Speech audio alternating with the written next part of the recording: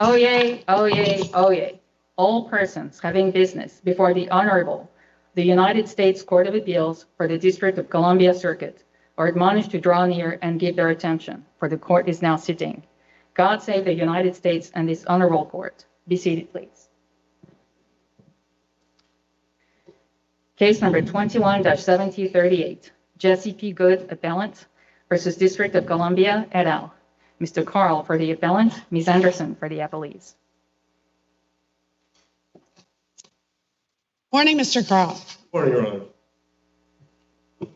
I represent Judge Goode, whose Section 1983 claims for denial of due process were dismissed under Rule 12e6 motion. The appeal this morning focuses on two related issues. Number one, whether or not Laudermill, Matthews, and Goldberg control the court's disposition of this appeal, and secondly, whether the district court's consideration of matters outside the complaint run afoul of Judge Villard's decision in Banneker Ventures. The district court below ruled that Judge Goode had a property interest in reappointment because of the way the regulations were written, that he had a legitimate expectation of reappointment as an administrative law judge. And if you look at the objective merits, you find that Defendant Adams said things like, I appreciate your thoroughness, professionalism, and your attention to our responsibilities to our litigants. And later on, he writes, Goode has been professional, thorough, and helpful in all his work, and Judge Goode's work product and his timeliness in publishing orders over his last term has been exemplary. Further, by all accounts, he's professional, courteous, and fair with litigants and representatives who appear before him. So Judge Goode satisfied the objective qualifications for reappointment to the position. Counsel, could you address the D.C. Court of Appeals decision of September 23rd in the Barber, Goode, Hines cases against the Commission on Selection and Tenure of Administrative Law Judges? Specifically, do you agree that we are bound by the D.C. Court of Appeals interpretation of D.C. law? Your Honor, to the extent that it's an issue of D.C. law that's before this court, yes.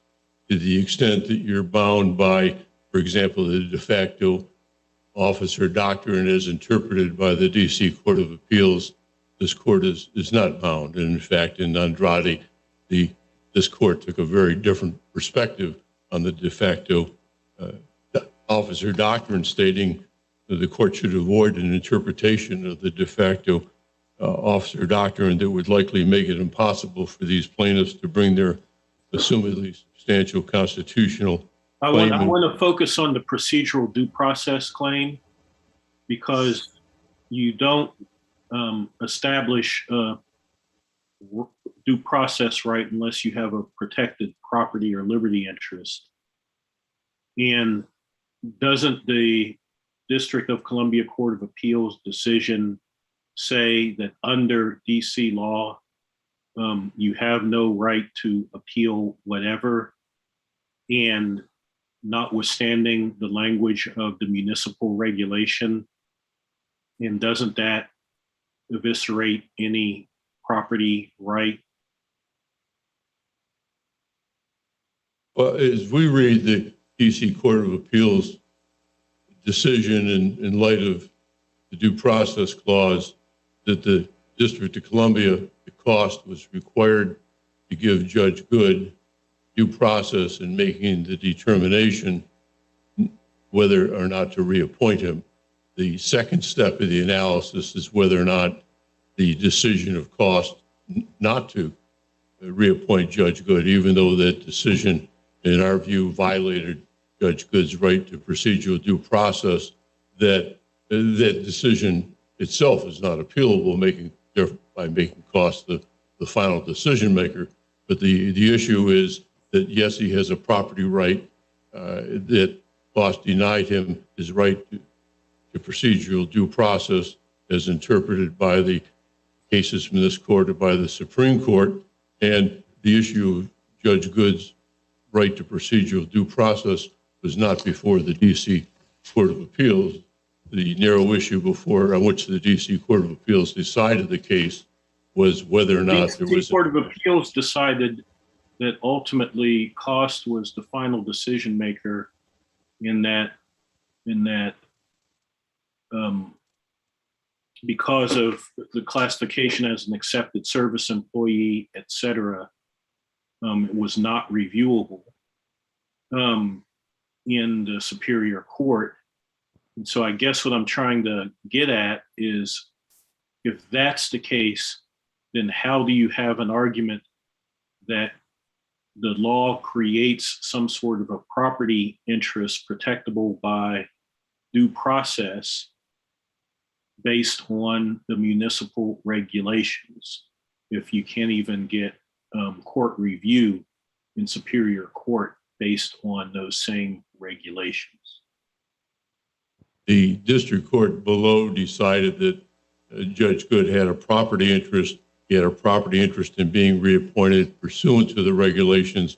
He was doing his job properly. The written evidence shows that he was doing his job properly. And if we look at the whole history of the, for example, the due process. I want you to focus on the DC Court of Appeals decision, counsel, because the district court below did not have the benefit of that decision. And if we're bound by that decision as a matter of interpreting DC law, then how can we find that there's a protected property interest where the DC Court of Appeals says that there's no right of review at all? As we understand the DC Court of Appeals decision, the DC Court of Appeals is not saying that Judge Goode does not have a property right in reappointment. The DC Court of Appeals is saying that the decision of cost is final. It may not be reviewed in the DC Superior Court, but that's a different question, a different issue as to whether or not, in making the decision as to whether or not to reappoint Judge Goode, whether or not the District of Columbia is bound by the procedural due process provisions of the Fifth Amendment of the Constitution.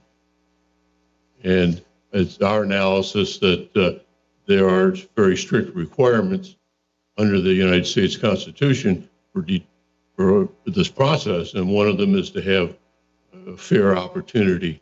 Mr. Carl, isn't your argument doesn't it face a little bit of a chicken and egg problem even on its own terms? I take it you're relying on the regulation that says that cost shall reappoint the ALJ if it finds that the ALJ has satisfactorily performed the responsibilities. And it's your position that he satisfactorily performed his responsibilities and that therefore he was entitled to reappointment, and that entitlement is what you point to as creating an expectation of property interest. Is that right? Yes, Your Honor.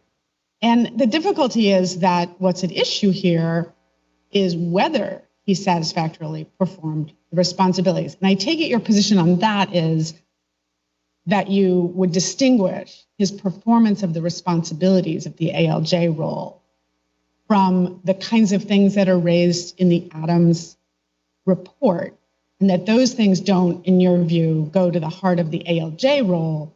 Those are frictions, interpersonal disagreements within the office. Is that right? That's correct, Your Honor. And it seems to a large extent to be office politics. And if once these accusations, these charges were made against Judge Goode, that he was entitled to an opportunity to respond, he was entitled to full notice of what everyone was saying. He did have, before the in-person meeting, he did have the Adams report, right? He had it a couple weeks before. It had hundreds of pages of attachments.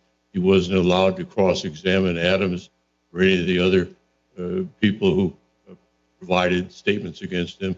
Most of it's double hearsay, certainly entitled to no evidentiary value.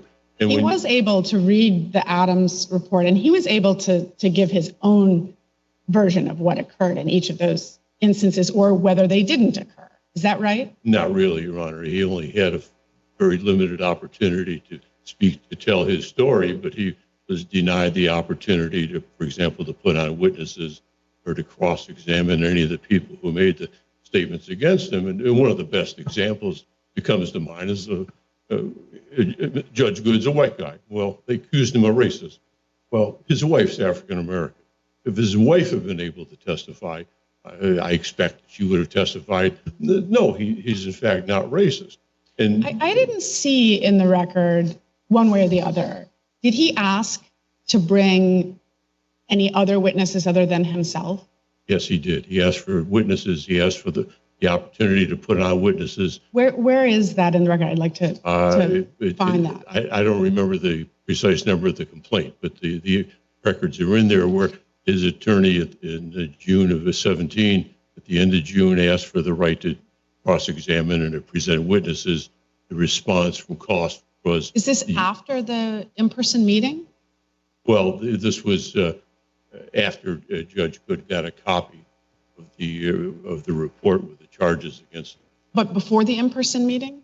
It was before that meeting, and the cost initially took the position and set forth in Judge Adams' letter that, in fact, Judge Goode was not entitled to any sort of procedural due process. Right. I read that he said he wasn't entitled to process, but he also was given some version of process, an in-person opportunity to himself testify, and he had counsel, and counsel argued. And I'm just interested if there's anything you can point to in the record where he asked before coming to that meeting. He said, "I'd like to bring my wife. I'd like to bring, other employees or anyone." And I didn't see that. I did see in the complaint that he said I was denied an opportunity to do that. But I'm wondering if there is, in fact, any affirmative request on his part that we could look to. There was a request to present witnesses, and there was a request for all the documents on which that 35-page report replied, because it's essentially double hearsay. And in order to find out, get to the truth, certainly in the Anglo-American common law tradition, we rely on cross-examination to get to the truth that he was denied that opportunity. A large part of what Judge Goode wanted to do was to cross-examine some of these witnesses who were making charges that he was completely unaware of, and that were filtered through the staff member who worked for Judge Adams. And all of a sudden it's presented in a report, nearly very little of which Adams had any personal knowledge about. It's the hearsay collected, maybe the gossip in the halls, part of it's office politics, part of it's a dispute over so the if union. You could maybe, when your opposing counsel is arguing, if you could point me during rebuttal to where in the record I could find evidence of his request that he wanted to bring witnesses and that was denied. Yes. That would be helpful to me. If there are no further questions, I see that I'm out of time. And, the point I wanted to get to was that in terms of the... Before you go, if it's okay with Judge Pillard, I have a couple questions. No. A couple on whether there is a due process right, and then one question on if there is a due process right, what's the nature of the impartial decision maker that Goode would have been entitled to? So the two questions about whether there is a right are this.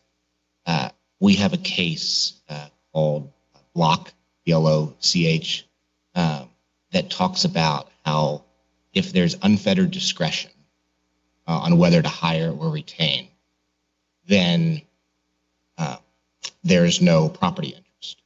And it says you need to look to the regulation's substantive predicates in order to figure out whether there's something other than unfettered discretion.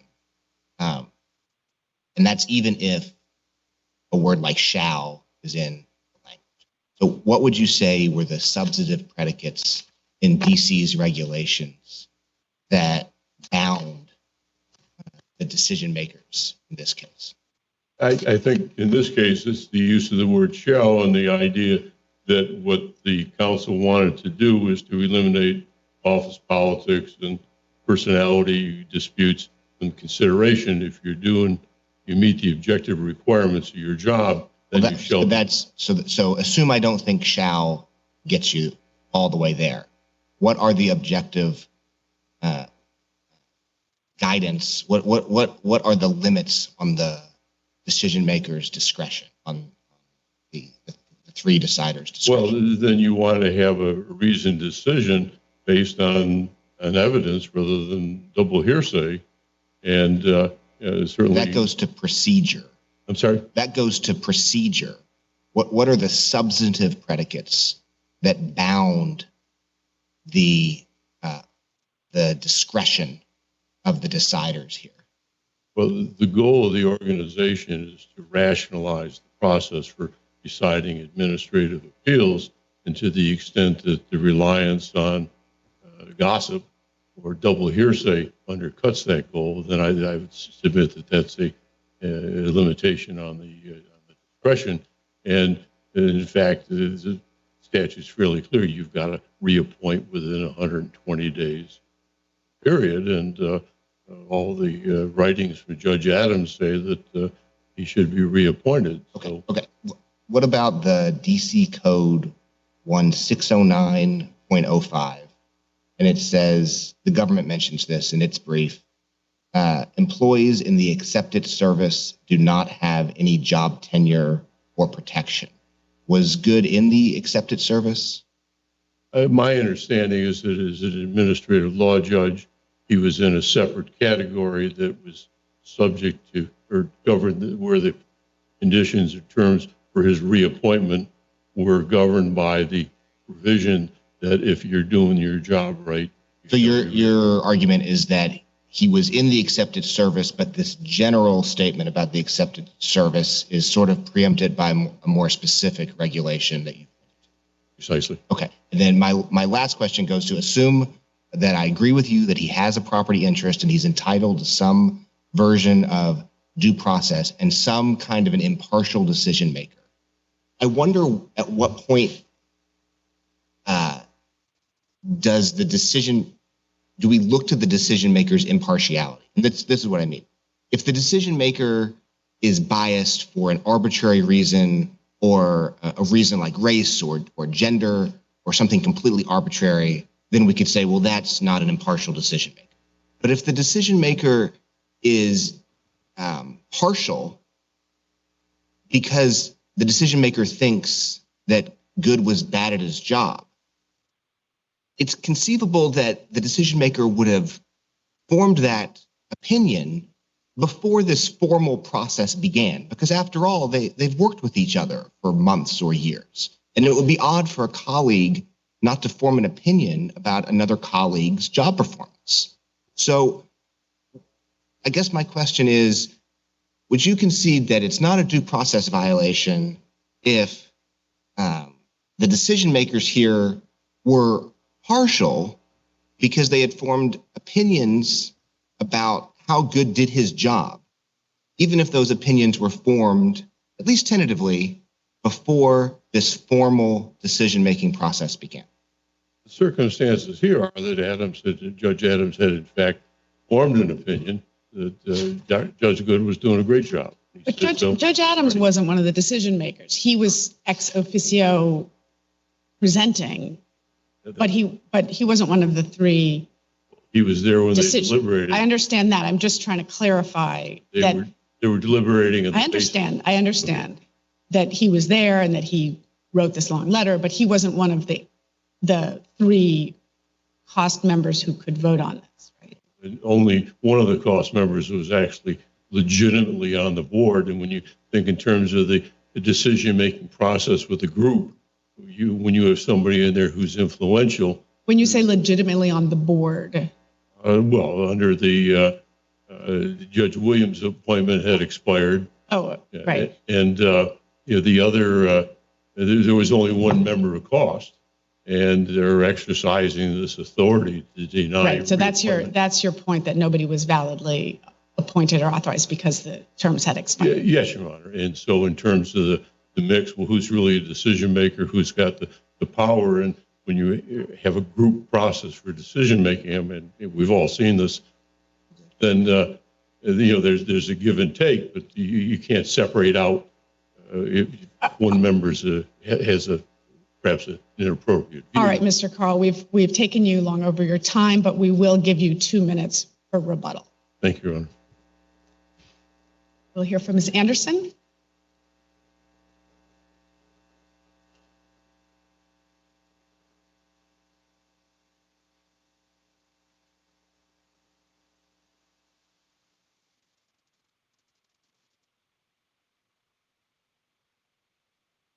Good morning, Your Honor. Stacey Anderson on behalf of the District of Columbia Police. We focused this morning on the due process claim, so I would like to address some of the court's questions that they had for my friend across the aisle.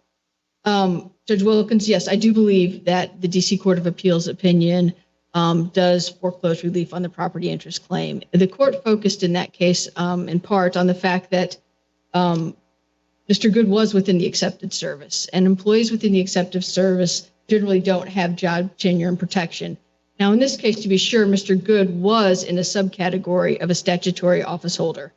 That gives him one protection, and that protection is not to be terminated without cause during his tenure. But in this case, we don't have that situation. What we have is him applying for a reappointment, and the statute is clear that reappointment decisions are not the same as removals or discipline. So as a statutory office holder, I think the statute is clear, even in that context, that he had no job tenure or protection beyond the term of his appointment. So that, I think, is at the heart of whether or not there's a property interest in this case. Beyond that. So just, I mean, I understand your position. So if there were an ALJ who had an unblemished record and everybody conceded that the person was qualified for the job and was doing a great job on the bench, off the bench, and that person was coming up for renewal, but there was a claim by an anonymous colleague that that judge had assaulted the colleague in the parking lot. It is the district's position that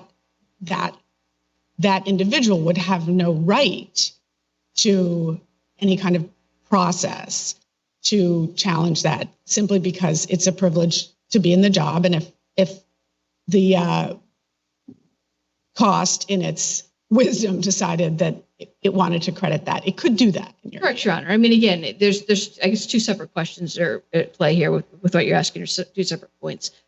No, I think as a matter of due process, because he has no property interest, he would not have a due process protection in that circumstance. But you look at the regulations, and clearly here we have set up a regulatory scheme where there are some protections. He would have a right to again, respond in writing to the recommendation of the chief ALJ. He would have a right to appear at a meeting before the commission to give his side of the story. So, due process aside, there are some protections here. But the key here is that there's no constitutional violation. In this case, it would support a 1983 suit against the district. Tell me about your position on the First Amendment claim. I take it that Mr. Goode is not claiming speech-related retaliation, but associational retaliation. Is it your view that the threshold issues of public concern, and speaking as a citizen on public concern, don't bear on that because it's associational, not speech? Or how should we think about that? Sure. I think the way you should think about that, Your Honor, is not looking at the label that was given in the complaint. I think you look at what the allegations are here. And he really isn't saying that he was terminated simply because he was a member of the union, but rather his allegations focus on his actions and conduct in forming the union, or in advocating for the formation of the union. But if he doesn't argue that his advocacy in that role was a cause, then why should we reach that? Why shouldn't we just look at the associational issue as the only issue that's pressed?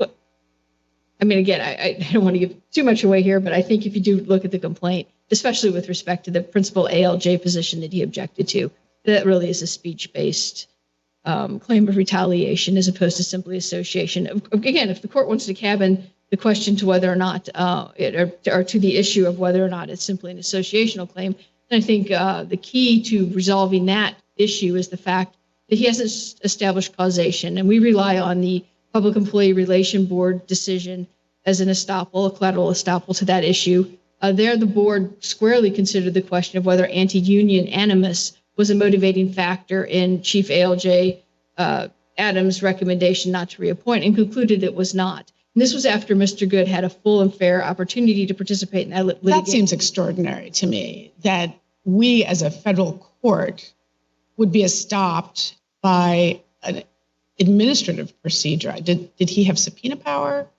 Yeah, I believe so, Your Honor, certainly. So Could he appeal that?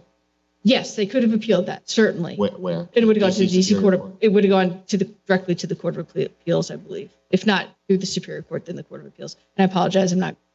I apologize for interrupting the line. No, it's okay. But no, he certainly had an appeal right for that. Absolutely, Your Honor. And again, at the time that was filed in July of 2017, Mr. Goode was president of the union. So he was kind of the driving force behind that litigation. So he was in privity with the union at that point, and there's no allegation here that he wasn't adequately represented by the union. But getting back to your question, Judge Pillard, so the DC Court of Appeals would give that preclusive effect, and it meets the standard that a federal court would give an administrative decision preclusive effect as well. He appeals it to the DC Court of Appeals, which would give it preclusive effect? No, I'm saying in another case, this administrative decision would have preclusive effect. For example, in a civil suit in the Superior Court. In other words, this decision meets the criteria for giving an administrative decision preclusive effect. And because the DC Court of Appeals would give it preclusive effect, this court, I think, is bound to as well. But do we have to go there? I mean, why don't we just look at the complaint and ask whether it states a First Amendment claim? Certainly. Looking at the complaint, Your Honor, I think. And what would be your best position on why it doesn't? Again, I don't think he's alleged facts that establish beyond the preclusive effect of the decision. He hasn't alleged facts that establish causation. I mean, if you look at whether or not there was an inference of retaliation based on his union membership, we could look at the history of Chief Judge Adams' relationship with Mr. Goode in terms of the fact that he gave him very good employment evaluations, the fact that he promoted him during his tenure. And this was all after Mr. Goode had been an active member in the union. So that's inconsistent with the notion that now all of a sudden we're going to retaliate for his union membership and deny his reappointment. What about retaliation? If your characterization rather than Mr. Goode's is accepted, that it's in response to his, not just his union membership and his claim that there should be process on the PALJ, but that he continued to be opposed to the establishment of that principal ALJ position, and that the timing of the Adams letter, that, often when we're looking at the pleading stage at causation, we look at things like temporal proximity. Right. And how would you respond to whether this complaint, if construed to raise a speech claim, nonetheless doesn't state a claim of retaliation because there's no causation given the temporal proximity? Your Honor, I agree that the temporal proximity is certainly close, although I think it's outside of the bound, on the outer bounds of that 2 to 3 month window that we often look at in these cases. But I do, again, think wasn't it also simultaneous? The ultimate recommendation didn't come down until June. But it was ongoing during this period. So I take Your Honor's point. But again, I think looking at the allegations in the complaint, again, it's just not enough to state a plausible claim of retaliation. And assuming it's speech-based, then there is a threshold question about speaking as a citizen on a matter of public concern. Absolutely. And what's your best authority that it's not speaking as a citizen on a matter of public concern? Yeah, certainly. I would turn to the OAH Establishment Act, which puts squarely within the realm of responsibilities for an administrative law judge to weigh in on management decisions, even where in the area of personnel matters. So it was within his job requirements to express opinions about the creation of this new position. And so I would say that he was not speaking as a citizen in that context, but that it was within the scope of his employment as part of his duties. But beyond that, I also question whether this isn't an issue of public concern. It's a single position within a large administrative agency. It deals with the personnel matter. And again, I'm not clear from the record the objections, whether it was to the fact that it was ALJ Yonner that was being named to the position or the position itself.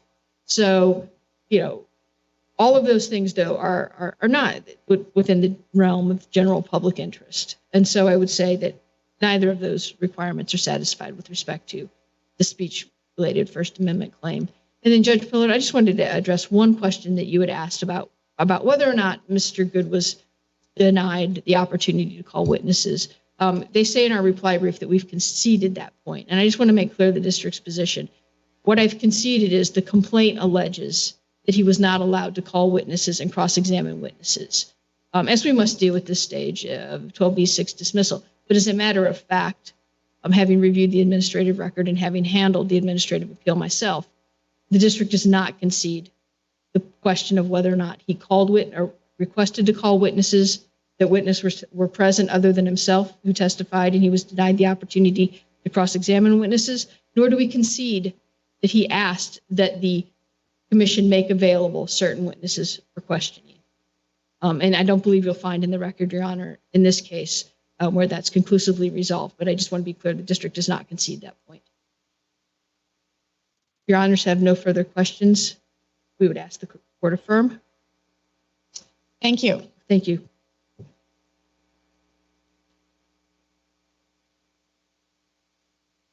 Mr. Carl, you have, if you would like them, you have 2 minutes for rebuttal.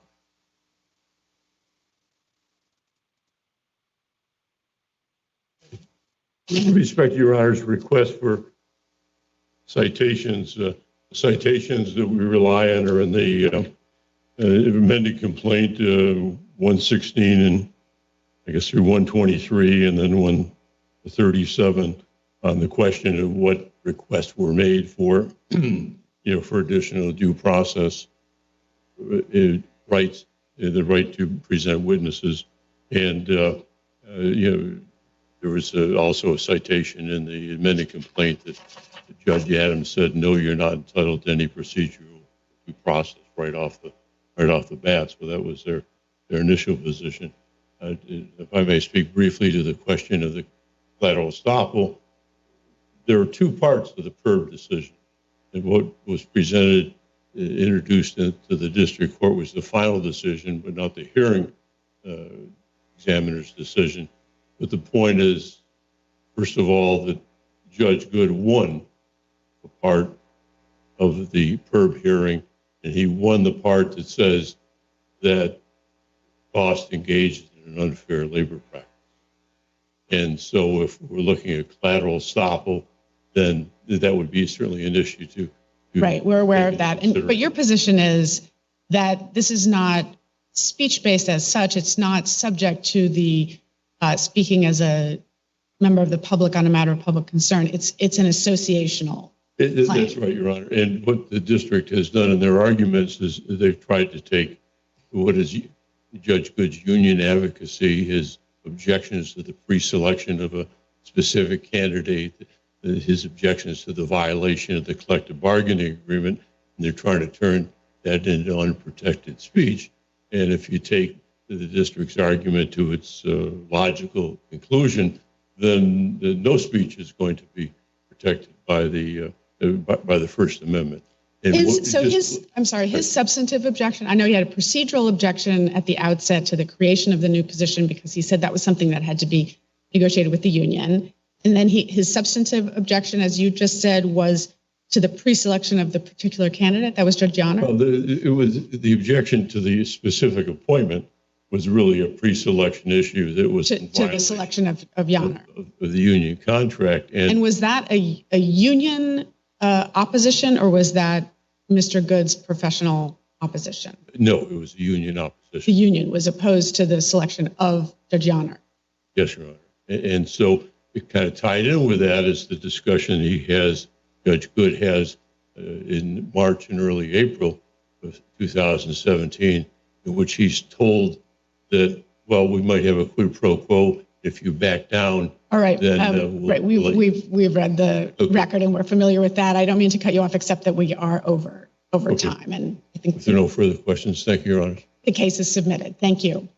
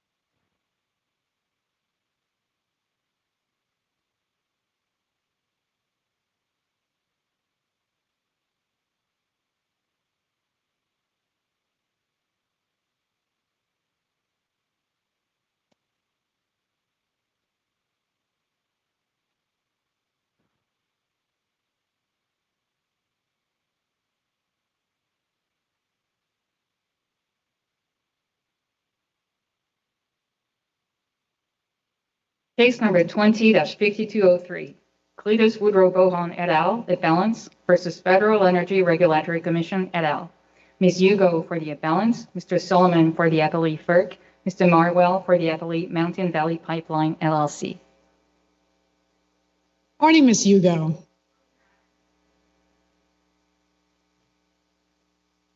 Good morning, Your Honors, and may it please the Court. Mia Hugo for landowner petitioners. Your Honors, I've asked the clerk to reserve 3 minutes for rebuttal. Your Honors, as a general rule, we know that there are two types of questions. Questions that go to the agency and questions that can only be raised in district court. The issue today is how do we figure out which questions go where? How do we know where to start? Well, Your Honors, we don't have to wonder. The body of case law actually tells us, and it gives us a very clear and consistent line of demarcation. On the one hand, under type A questions, the case law shows us 3 categories of cases that always go to the agency. The first category is when a landowner alleges non-compliance with the terms of a certificate. The second category is when a landowner is trying to change the location of the pipeline. The third category is preemption cases. Of those 3 categories, category number 1 accounts for probably more than 90% of the challenges that we see. For example, category 1 covers Columbia Gas, Western District of Pennsylvania, 2017. It covers Millennium Pipeline, Western District of New York, 2011. It even covers a case heard in this court just last week, City of Miami, Oklahoma versus FERC. In all of those cases, we see that the complaint is a landowner alleging that the certificate itself, the conditions and the terms were violated. And so those cases properly go to the agency. For example, in Columbia Gas, the landowner is complaining that the environmental conditions that were set forth in the certificate were not actually followed by Columbia. And so the district court dismissed for lack of jurisdiction. Why? Because compliance with the certificate is FERC's job. FERC does that 24/7. In Millennium Pipeline, we see the same thing. Right. You might want to talk about the cases that you say include yours, the category of cases that you say include yours, which in your view don't have to go to the agency. Yes, Your Honor. That would be category cases under type B. So the 3 categories I'm talking about are type A. The type B cases, for example, we see Johnson v. Robeson, 1974, U.S. Supreme Court decision. We see Free Enterprise, 2010. We see Serco versus Social Security Administration. That's a Third Circuit decision, 2020. We see Thatcher versus Tennessee Gas Company, Fifth Circuit, 1950. And that's a case often cited by MVP and FERC. But if you look at the jurisdiction question, which is the only question before this court, all of those that case actually was decided on the merits in the district court and in the Fifth Circuit. And it's the exact same question that we have in our count 3 under the private non-delegation doctrine. A very recent case from the U.S. Supreme Court, Penn East, for example. Penn East, the U.S. Supreme Court found that there was jurisdiction for New Jersey to raise that claim. But Penn East was already in district court because the district courts have jurisdiction over the condemnation actions, right? There's no dispute that had there been a condemnation action in the district court, that this claim could have been brought there, is there? Yes, Your Honor, but there are plenty of the cases that I've cited, Columbia Gas, Millennium Pipeline, others cited by MVP. Those are all defensive actions that were dismissed in district court, even though they were raised as a defense in response to a condemnation action. So the takeaway from Penn East is not that there's jurisdiction because New Jersey raised it as a defense to the condemnation action, because we have dozens, in fact, hundreds of cases where the landowner raises a defensive claim in response to the condemnation action and it's still dismissed. And that's because of the nature of the claim. In fact, I point the court to page 2262 of the U.S. Supreme Court's decision, Chief Justice Roberts speaking for the majority, and he says, quote, "But they have again misconstrued the issue in this case as whether the United States can delegate its ability to sue states. The issue is instead whether the United States can delegate its eminent domain power to private parties." Your Honors, that's the Supreme Court's language.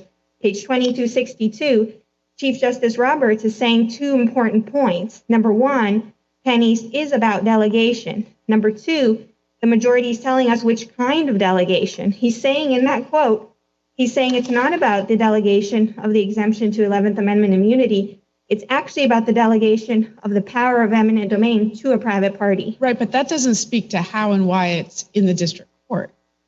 Yes, Your Honor, it's in district court because they raised it as a defense. But so we're looking at it and we're saying, why did the Supreme Court find that there was jurisdiction? And so we ask, well, what's the difference between Penn East, because that was raised as a defense to the condemnation action?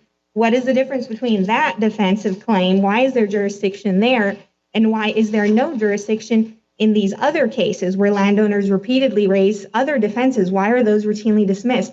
What makes Penn East different? And so that's why it's important to understand what the nature of the claim is, because unlike an appellate court where it matters how the claim got there, in the district court, you look at the statute that confers jurisdiction, and it doesn't matter if it's offensive or defensive. The controlling question is, what is the nature of the claim? And that's why Penn East, just like Thatcher v. Tennessee Gas, even though they're raised defensively, there is jurisdiction in the district court. Well, it very much does matter under Strawbridge and under the well-pleaded complaint rule whether something's raised as a claim or raised as a defense. In the context of the Natural Gas Act, I think this language from the majority speaks to how we determine which claims relating to a pipeline can stay in district court and can only be raised in district court, and which claims can't, because Chief Justice John Roberts goes on to explain that distinction, that substantive distinction about what the substance is of the defensive claim is critical to the Supreme Court's decision, because if Penn East were about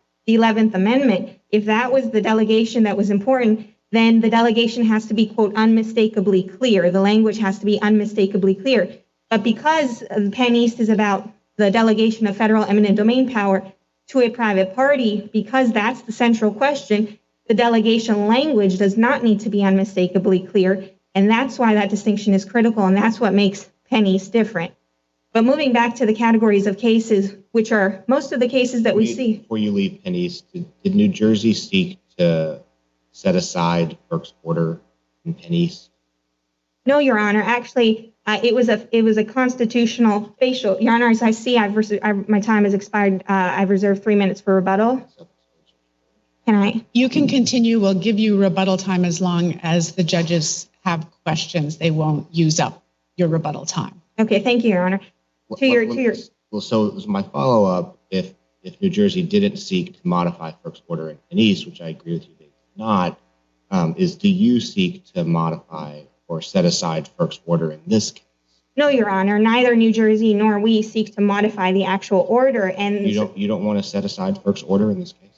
No, Your Honor. That's not the relief that we seek. We seek to find that the entire scheme is unconstitutional. Why do you want to do that? We want the NGA to be found unconstitutional. And that's why do you want it to be found unconstitutional? Under the non-delegation doctrine. Why do you, your client, as opposed to any other person in the world who might not have standing, why does your client want this court to find that there's a non-delegation? I think Your Honor's point is going to standing. My clients have to have a concrete and particularized injury, in fact, that's capable of being redressed. It's not just standing. My question is, I'm trying to get at what would be the effect of us agreeing with you.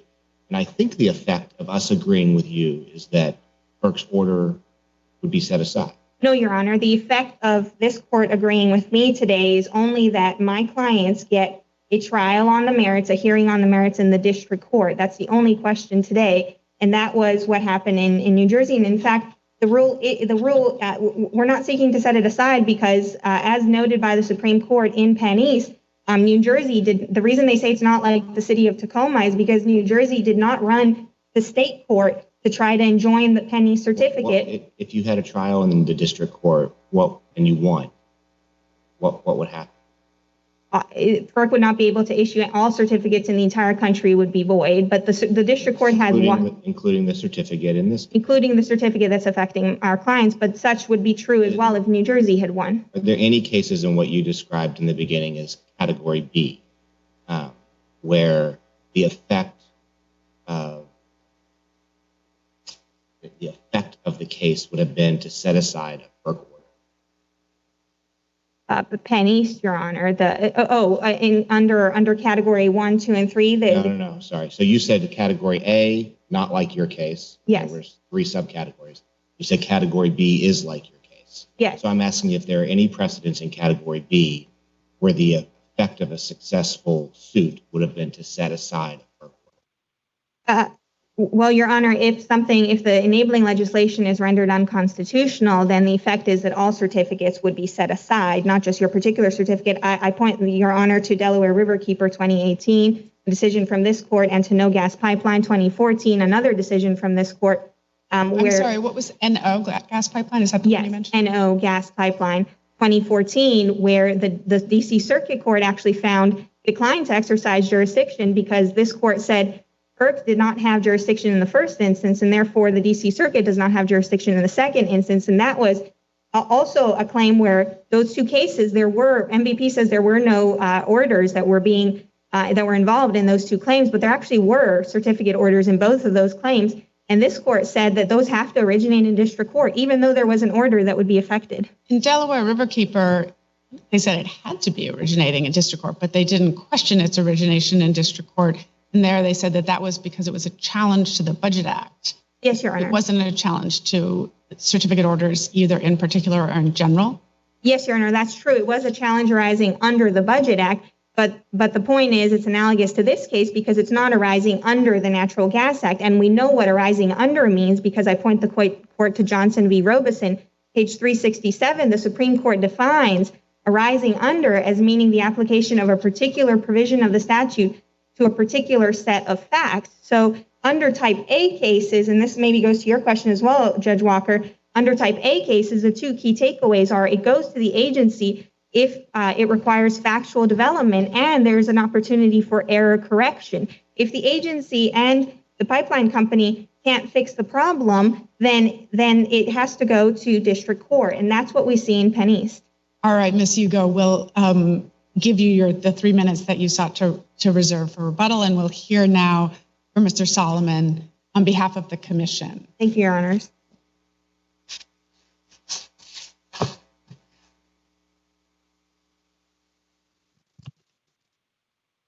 Morning, Mr. Solomon. Good morning, and may it please the court, Robert Solomon for the commission.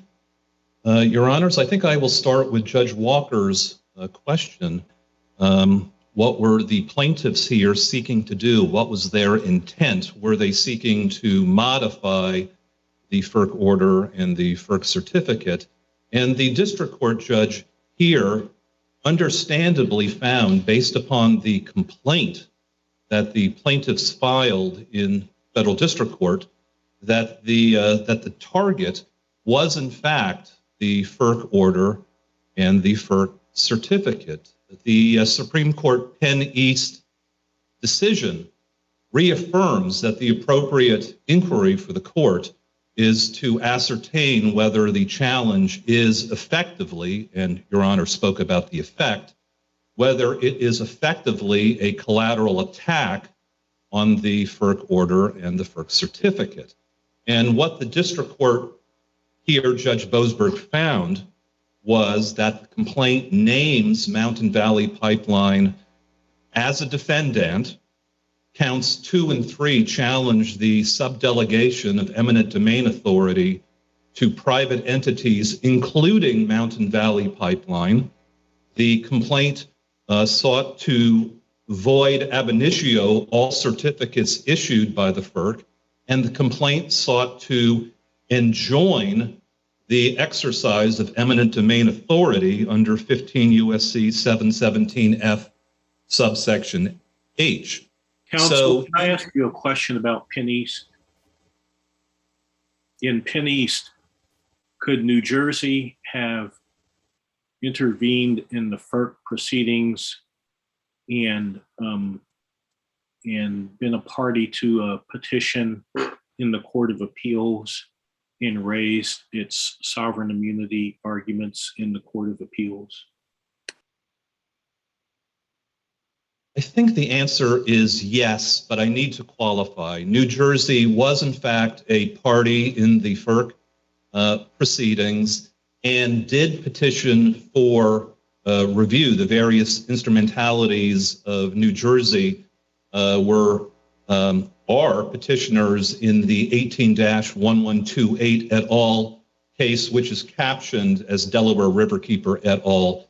Versus FERC. So all of the arguments that New Jersey appropriately preserved in its petition for agency rehearing can be articulated to the Court of Appeals on review of the FERC order. The 11th Amendment issue is a little different because, as the Supreme Court found in Penn East, that was a defense to the state of New Jersey being hailed into federal district court, and was a defense that allowed the state to raise its state sovereign immunity and to challenge the indignity and affront of a private certificate holder hailing New Jersey into court and initiating the condemnation proceeding. So even though New Jersey can raise all of the issues that it raised in the FERC proceeding to the Court of Appeals, Penn East demonstrates that that is one category of issue that is properly presented to the district court. Let me make sure I understand you. Is there any part of the argument that New Jersey made in the U.S. District Court with respect to the 11th Amendment that it could not have made before the Court of Appeals? Yes or no? Yes, I would say there is a part, and the part is the 11th Amendment constitutional challenge, whether the certificate delegated to the private certificate holder the federal exemption from the exercise of state sovereign immunity, because as the Supreme Court found in Penn East, the certificate, the FERC order, did not address the issue of eminent domain over state lands. So it wouldn't have really been ripe until there was an effort to exercise the eminent domain authority? I think that's correct. Whether phrased as a jurisprudential concern, ripeness, or whether it's raised as a statutory prerequisite under the Natural Gas Act, that particular 11th Amendment issue is appropriately raised in the district court. But any other issue that seeks to modify or set aside the FERC order is entirely within the exclusive jurisdiction of the Court of Appeals on review of the FERC order. So if there's a FERC order and there's rehearing sought, but there are private landowners who do not participate and are not really, paying much attention, and then when a condemnation proceeding is filed in federal district court against them, is it open to them to raise the kind of claim then that Ms. Hugo's clients are seeking to raise, or is it your view that those would have been forfeit because of failure to raise them in the certificate? It is our view that those claims would have been forfeited. They can't be raised defensively, unlike the claims. And I know the defensive versus offensive terminology was raised in the Supreme Court decision, but the operative inquiry is whether the claim is in fact a collateral challenge, an effort to modify or set aside. I should point out, of course, that there's no argument as to any deficiency in terms of the notice that the landowners. Well, it wouldn't be necessarily an effort to set aside the certificate order. It would be an effort to say, you can't enforce against me. Certificate order being what it is, you can't enforce against my land because there's a constitutional defect. Well, this is the relevant inquiry. It's always a fact-based inquiry. Plaintiffs are trying to turn this into a categorical, generic exception that if there is a delegation claim or if there is some type of constitutional claim that necessarily takes the matter outside of appropriate channeling through the agency and then through the Court of Appeals. I do want to point out that even though the agency in the certificate order said that it wouldn't act as an Article III court and make a judgment on the constitutionality of the statute, the agency in paragraphs 58 to 63 of the certificate did address some of the predicate threshold issues. The commission made reference to the Berkeley and Bold Alliance cases that were percolating in federal district court. It noted that the statute, not the agency, is the entity that conveys eminent domain authority. It noted that as this court has held, the agency's public convenience and necessity finding acts as the public use Fifth Amendment finding, and even more particular and even more germane to this case, in the rehearing order, paragraphs 73 to 75, the agency addressed the issue raised by actual intervener parties in the agency proceeding that Congress had improperly delegated eminent domain authority to private certificate holders. And the agency said that the courts have found that that type of delegation is constitutional, referencing the Thatcher case. That was the 1950 Fifth Circuit decision. And it makes sense that the agency would want to do this, as the courts have found, even though we're not expert on adjudicating constitutional issues, the agency can bring its experience in administering the statute. We can bring that to bear. We can possibly obviate the need to address the constitutional issue in the first instance. Judge Wilkins, do you have further questions? No, I do not. All right, thank you very much, Mr. Solomon. Thank you, Your Honors. And we'll hear now briefly from Mr. Marwell for Mountain Valley Pipeline. Good morning, Your Honors. Jeremy Marwell for Appellee Mountain Valley Pipeline. I could just make 3 quick points responsive to what dialogue that has just been occurring. The claim that was pleaded in the complaint and addressed in the district court decision below addressed a complaint that sought to set aside the Mountain Valley Pipeline certificate. See that at JA 20 to 23, where they specifically asked the court to declare void all certificates. Mountain Valley was named as a defendant. They sought that relief. They had an opportunity to disclaim that relief at any point, but I think it is too late for them to do that now. And this court can decide the case that was pleaded in the complaint and not reach broader questions if there are concerns. On Penn East, I think that was different because, as was discussed, New Jersey did not seek to set aside the Penn East complaint in the district court where it was a defendant in the condemnation proceeding. You said the Penn East complaint. You mean the Penn East certificate?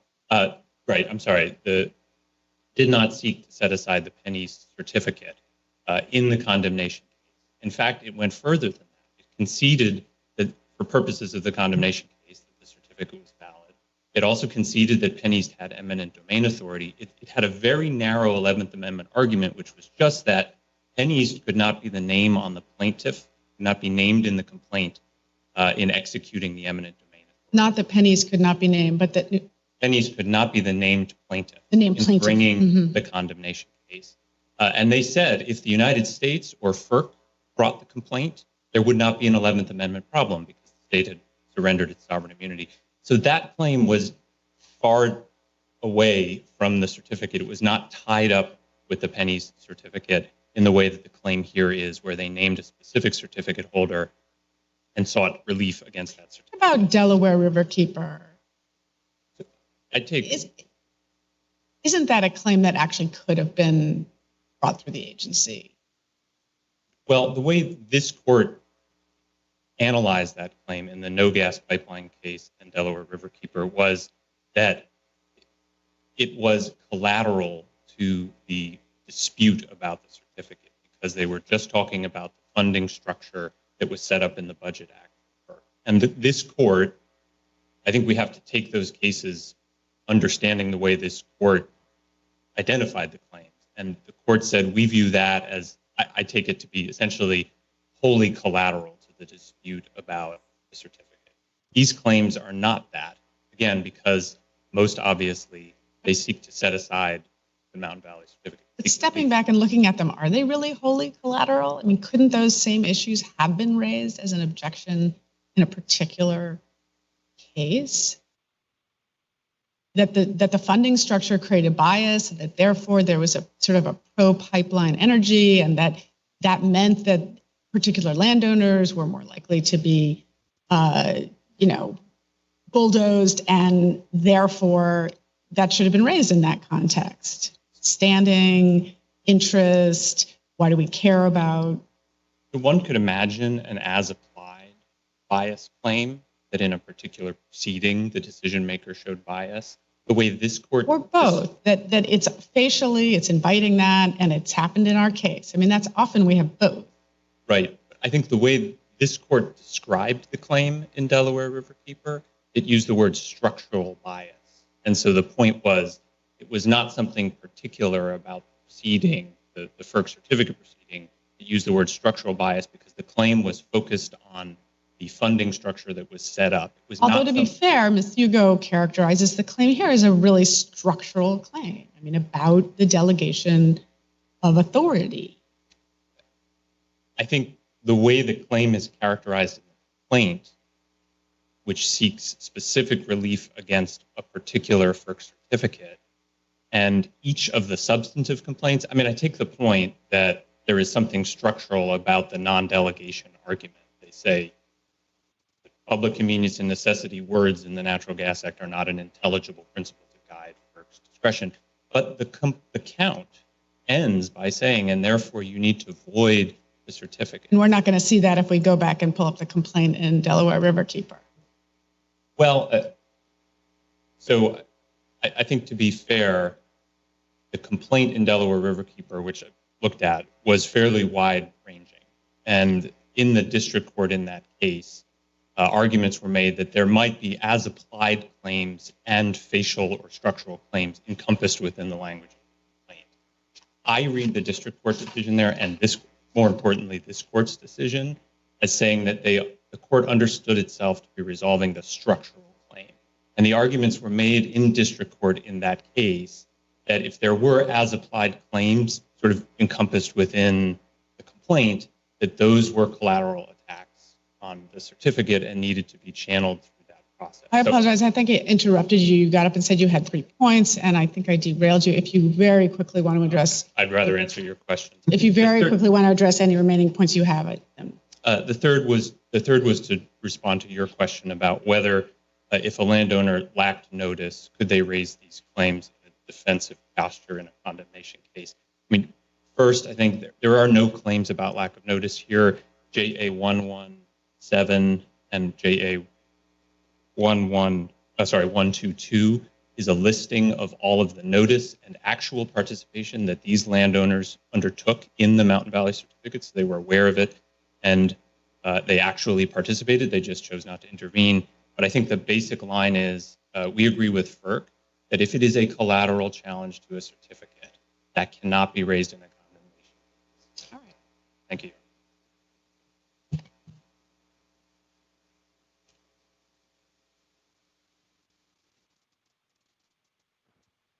Your Honor, just a few brief points. First of all, to address Mr. Solomon's point that we're at some type of constitutional claim has to go to district court. The question isn't, is it a facial or an as-applied constitutional claim? The question is it a fact-intensive inquiry or not. If it requires factual development and there's an opportunity for error correction, such as the pipeline company is not in compliance with the certificate, they violated the environmental conditions, or we want to change the location of the pipeline, then it goes to the agency. If the constitutional question is a pure question of law that only Congress can fix, as is in this case, then it goes to the district court. Second, Your Honors, moving the pipeline in this case doesn't fix anything, because whether the pipeline is on Jimmy's property or on Bobby's property, the law is unconstitutional at all facts. But it very much does change things with respect to your clients and their stake in the case. It could be that FERC could see a claim such as the claim your clients are raising and say, we don't think that's a problem, but to the extent that it is, we don't want to deal with that now, and we're going to reroute the pipeline. Other people are not interested in raising this issue and obviate the need, or some other course of conduct that neither resolves the constitutional issue, which I understand your clients have a desire to have resolved, but that also doesn't implicate your client's property. So that's part of what we've, at least in our case law about these channeling statutes, have looked at, that kind of obviation or resolution of a presented constitutional issue. Yes, Your Honor, it would remove standing from our clients, but the same would be true in Thatcher versus Tennessee Gas. The same would be true in Pennies. The same would be true in Delaware Riverkeeper. The same would be true in NO Gas Pipeline, because there was a FERC certificate and that would be rendered unconstitutional. So that can't be the rule, and it's not the takeaway. If New Jersey had won on the merits, for example, the Penny certificate affecting New Jersey's property would be void, but not under an as-applied challenge, but under a facial attack, a pure question of law where there's no opportunity for error correction. Second, Your Honors, to the point about Mr. Solomon and Mr. Marwell's point about, well, this was in Pennies, the only difference is they raised it in the condemnation action, so it's not a collateral attack. Well, first of all, that's not the rule, because of all these other cases that were dismissed that were raised defensively, for example, noncompliance with the certificate. But second, MVP, when you refer to all these other cases, you had mentioned some out of jurisdiction cases, but do you have a DC Circuit or Supreme Court case on that? Pardon, Your Honor? You refer to all these other cases where the claim was raised in a defensive posture was... Yes, so raised in a defensive posture. Dismissed. So, pardon? Was dismissed. Yes, was dismissed. So, for example, AM Energy versus Rockies, Maine Council of Atlantic Salmon Federation versus National Marine Fisheries, all cases cited by MVP and FERC. But again, they were dismissed for lack of jurisdiction because the agency can't fix the problem. It would be unconstitutional in all locations at all times. And if the rule is there's only jurisdiction if it's raised defensively, well, they don't want that to be the rule, because that would open up Pandora's box. If every defensive claim can be heard in district court, you'd have a district court judge deciding what kind of snail or bat is endangered, or whether there's a less intrusive route, and that can't be the rule, and it's not the rule. The rule is it fact intensive, and is there an opportunity for error correction? And if the answer is yes, then it goes to the agency. If the answer is no, then it goes under Penn East, and there is jurisdiction. Mr. Marwell said that your clients participated in the FERC proceedings, but chose not to intervene and make this non-delegation argument. Why not? Your Honors, I point the court to Taylor v. Sturgill. Justice Ginsburg says there is no duty to intervene and there is no preclusive effect for a failure to intervene, number one. And number two, had they gone through the review scheme, this court, once it got to the appellate court, would have properly declined jurisdiction, as it did in Delaware Riverkeeper, as it did in NO Gas Pipeline, because FERC has to have jurisdiction in the first instance. If we were to go to FERC today and they were to probably sit on it for 6 to 12 months, but after sitting on it, their decision is going to be, we can't answer this question. So there's a lack of agency action. And so there are no... That's a difficult argument for you to make in this case, where the direct appeal from the agency proceedings and from the denial of rehearing has been long resolved. It may be a difficult argument, and it's a rare argument. However, I think this court has found under its precedent that FERC has to have jurisdiction in the first instance for the appellate court to have jurisdiction in the second instance. Otherwise, we're wasting everybody's time, not just the landowners and the agency's resources, but also if I'm an investor in MVP and there's a constitutional question, it's in my interest to have an answer from the district court on is this constitutional or not, because I'm a businessman. Business hates uncertainty, and I want the district court to tell me if it's actually the project is going to go through. But this court also can make those decisions. It's a question not of whether you get a federal forum. It's a question of in what sequence and when. This court can't make the decision if FERC didn't have jurisdiction over the question in the first place, which they've told us in the certificate order, we can't answer the question. So that's not the case. I mean, we decide constitutional issues that FERC doesn't have sort of jurisdiction over all the time, don't we? You decide other as-applied questions, but not pure questions of law where there's no opportunity for FERC to fix it. But you said the distinction is not facial versus as-applied.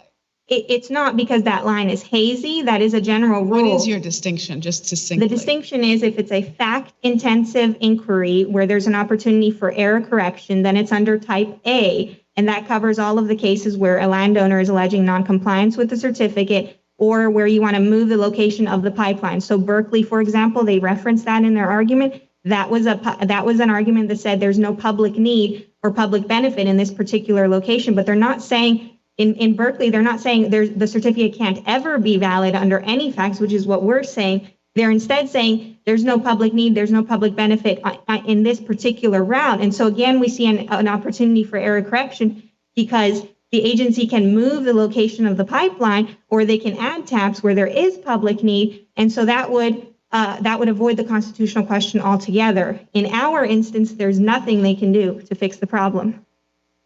All right. Thank you very much. Thank you, Your Honors. Case is submitted.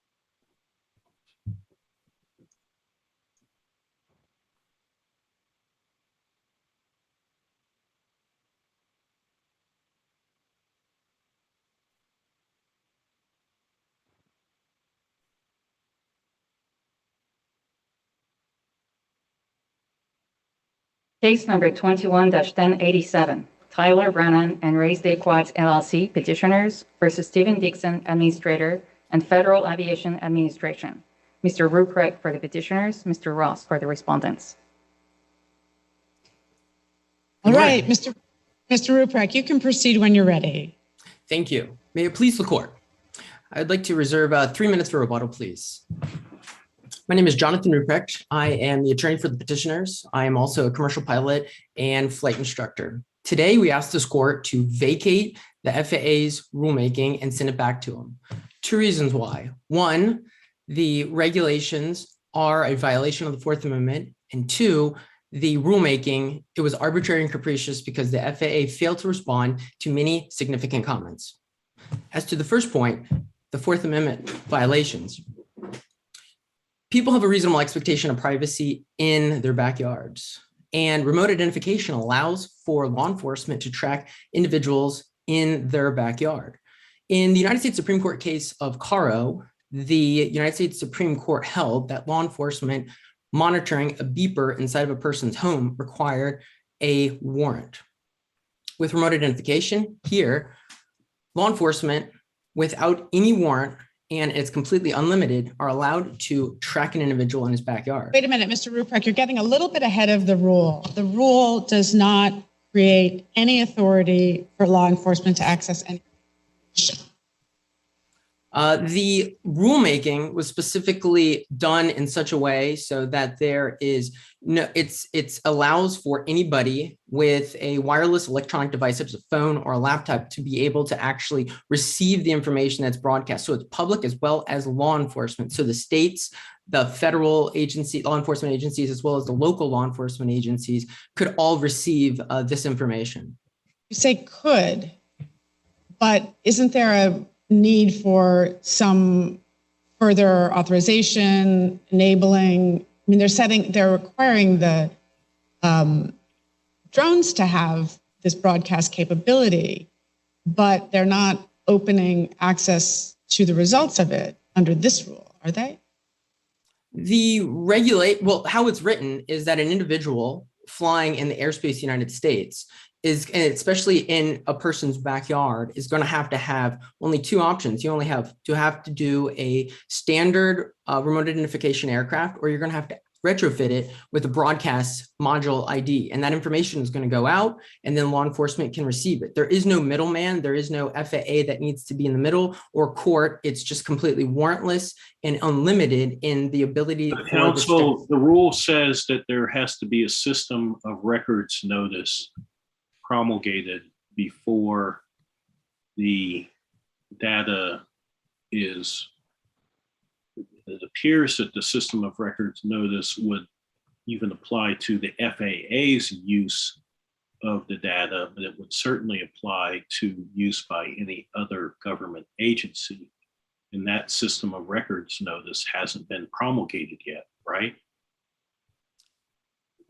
Correct. That systems of record notice is discussed in the FAA's brief, specifically at the very bottom page of it's footnote 4. And at the very last sentence, there's a really interesting point that the FAA is actually presently in the process of updating that systems of record notice to allow for the FAA to disseminate the information that they have in their databases to law enforcement, but that is a completely distinct situation from remote identification messages that are broadcast out publicly. So it kind of looks like a pseudo response, but in reality, you're making an argument about what's broadcast publicly.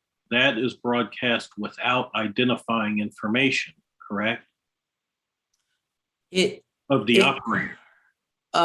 Correct. For purposes of the actual message element, it's a unique serial number ID that's going to go out. And so that information, everybody can get it. The systems of record notice on footnote 4, when they talk about it, that is specifically what's going to happen is going to be correlation. Okay, but my point is, for Fourth Amendment purposes, your argument would then be that receiving real-time data that does not identify the operator of a drone is still nonetheless a search within Fourth Amendment purposes, right? That's your argument?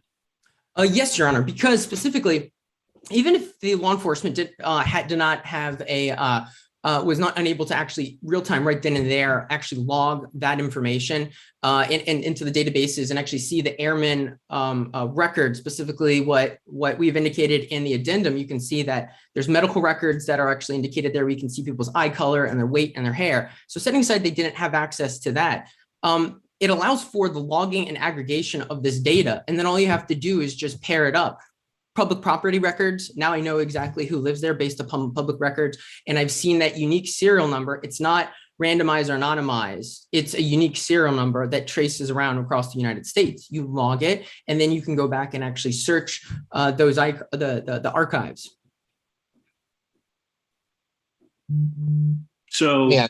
There's lots of ways where public property records, et cetera, that are public and searchable and whatnot can be used to aggregate.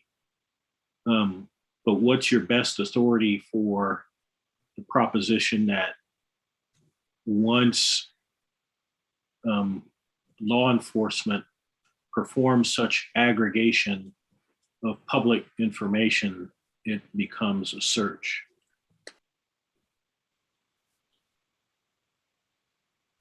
I'm sorry, can you say that again? What's my best authority in regards to when law enforcement aggregates data? Law enforcement could follow a car and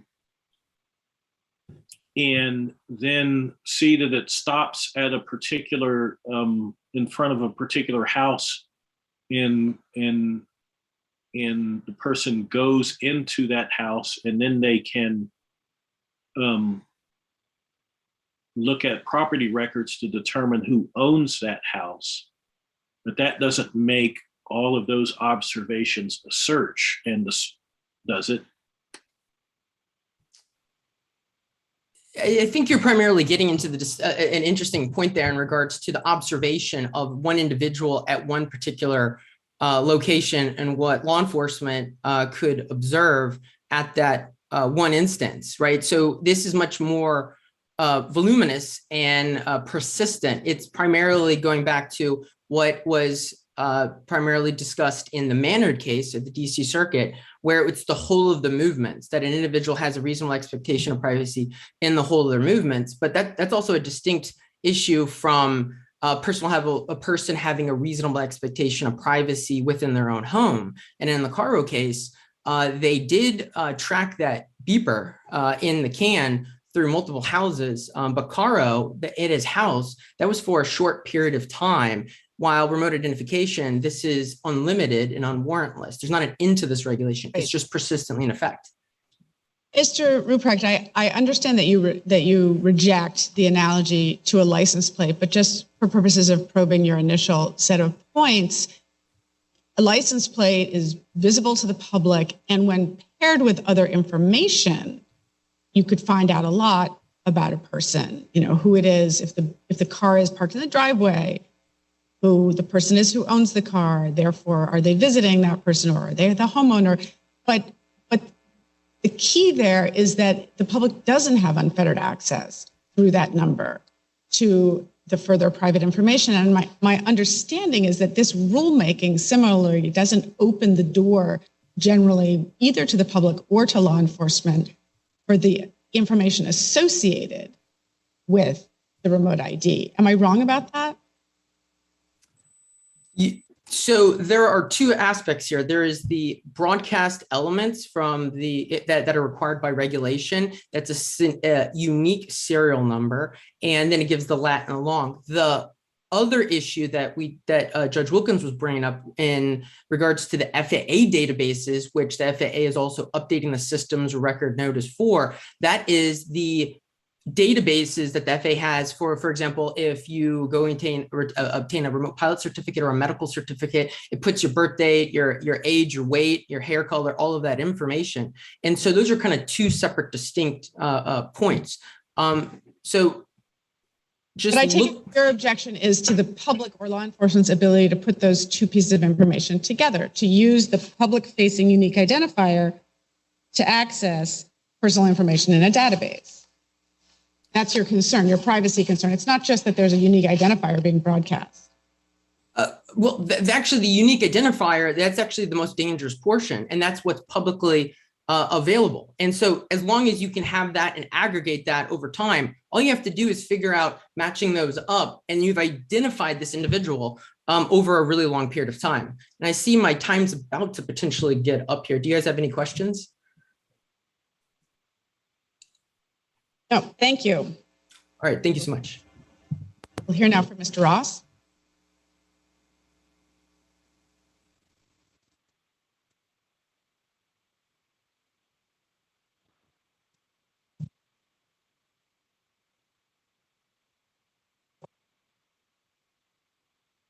Thank you, Your Honors. Thank you, Your Honors. You can raise the dais if you want. There's a button on your right. Bring it up, and that'll actually help the amplification and the recording. If it's that better. Test. Okay. Thank you, Your Honor. Kason Ross for the United States. Following Congress's prescription to establish rules allowing for the remote identification of unmanned aircraft systems, the agency issued the rule challenged here to allow for airspace awareness, to distinguish compliant airspace users from those that may pose a security or safety threat. How are you defining airspace in the petitioners or the plaintiff's brief? They're objecting to authority to regulate down to the ground, to regulate within people's private property. They say this is as if, the Coast Guard is regulating the rowing of a boat on someone's private pond. What's the scope of the FAA's authority to regulate so-called national airspace? Sure, Your Honor. For one, I actually don't understand the petition itself is challenging FAA's statutory authority. I believe they concede, as a matter of fact, FAA's direction under Section 2202 of the FAA Extension Safety and Security Act of 2016 to actually issue these rules or rules of this sort. But in any event, FAA exercised that authority under 49 USC 44701A5, which provides the agency authority to regulate air commerce or the means necessary to ensure safety in air commerce and national security, as well as 49 USC 40102A3, which provides the agency additional authority to regulate aircraft operations which could directly affect or may endanger safety in air commerce. So is it the FAA's position that it can regulate down to the ground and over private property? This case doesn't raise that question, Your Honor, and petitioners' arguments to the contrary in their reply brief are not worth addressing in this case. But instead, it's the regulation at issue here was simply pursuant to the regulation of air commerce. And courts that have addressed this question, which we didn't raise in our brief because we didn't understand. When would be the case to address that? Sure. So I can point the court to Hill v. NTSB. No. You said this is not the case to address Judge Pillard's concerns. Sure. And the petitioner's concerns about regulating drone use below the tree line on private property. Could someone bring an as applied, let's say we rule for you in every respect. Right.